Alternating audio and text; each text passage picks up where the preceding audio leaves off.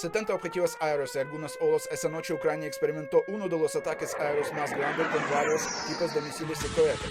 Apuntaron en particular a Motor Sich, pero el objetivo principal era el aeródromo de Khmelnytsky. El enemigo lo golpeó 3 veces. Los edificios residenciales y la estación de autobuses resultaron dañados. Serhiy Lysyuk, un salvador, murió durante la liquidación del incendio nocturno. Afortunadamente, nuestra defensa aérea destruyó la mayoría de los objetivos rusos. Se escucharon poderosas explosiones en el área de Chongar y Genichisk. Según el Centro de Resistencia Nacional, hay legadas en el área de los puentes que conectan la parte ocupada de la región de Gerson con la península de Crimea. En particular, el puente de Chongar volvió a ser atacado. Los ocupantes lo bloquearon.